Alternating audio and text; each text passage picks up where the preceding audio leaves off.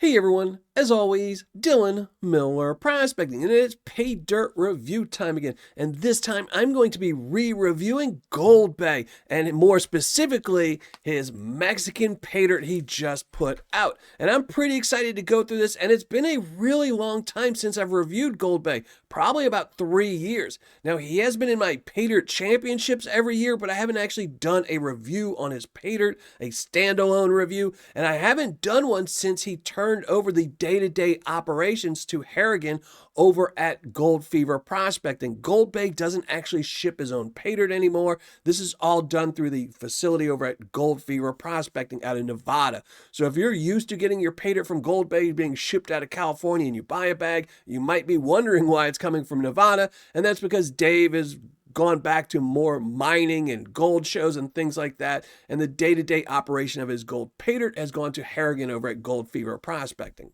So I'm pretty excited to try out this Mexican Paydirt. Let's flash up the description, go to the overhead, and check it out a little bit closer.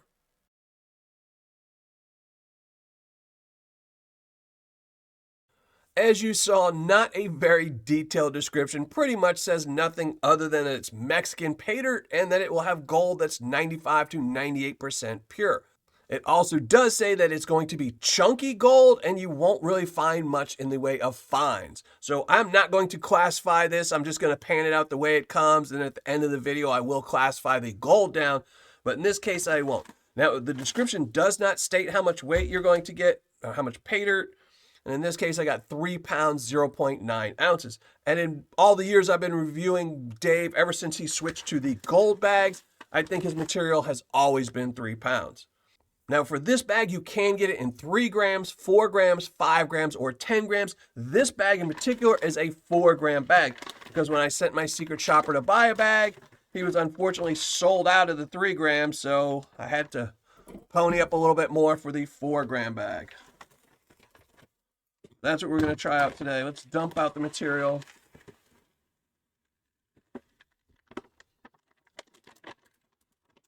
I will rinse out the bag before the end of the video just in case any small gold gets trapped in it. So here's the material. I will say I'm not sure. Now, one thing I don't like that isn't in the description is it doesn't actually state that the material itself is from Mexico. It kind of says the gold is from Mexico, but I don't think the material actually is. But I might be wrong. I don't know. I'm just going to check it for magnetite. I see a lot of gold right off the top.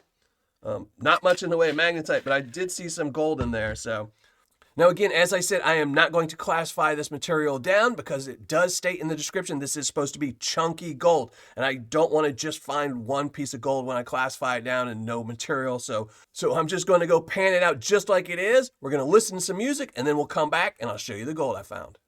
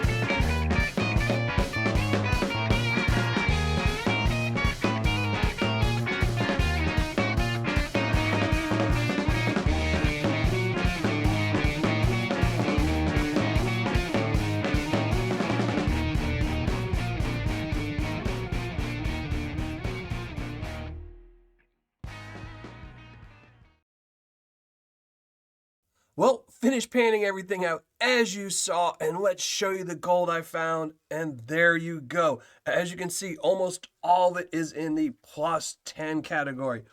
Very little in the minus 10 plus 20. Got 2 pieces in the minus 20 and 2 pieces in the minus 40. One of them you probably can't see, it's just a diddy dot fly poop, and the other one's probably right at 40 mesh. So let's just start weighing it up. We're going to start with the plus 10, and we're just going to keep adding to the pile because it's mostly in the plus 10.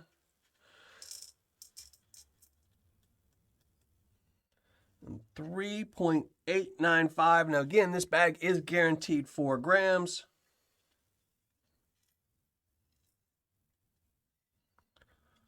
I don't think the scale is going to budge much from there, but let's add the rest of these last 4 pieces.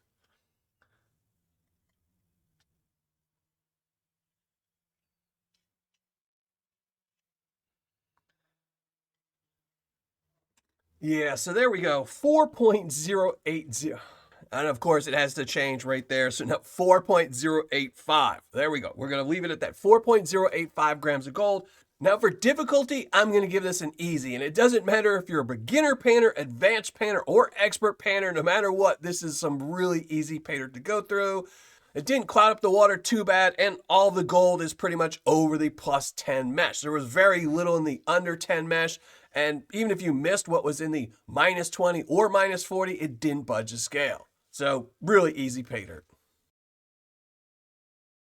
All right, finished calculating my ROI, writing up my review, and let's get right to it. Well, before I do need to thank today's sponsors, my Patreon members. So thank you all very much, including my newest member, Quentin Shaner. So thank you very much for joining my Patreon page and supporting this channel and these videos. And if you're interested in supporting this channel, you can go over to patreon.com/Miller Prospecting. And now let's get to the review. And now let's just pop up the spreadsheet right here so we can go through all the info together. My secret shopper purchased this bag through GoldBay.com, aka GoldFeverProspecting.com. It was the 4-gram Mexican paydirt bag with a guaranteed 4 grams of gold. Its cost was $389. Shipping was $10.95 for a grand total of $399.95.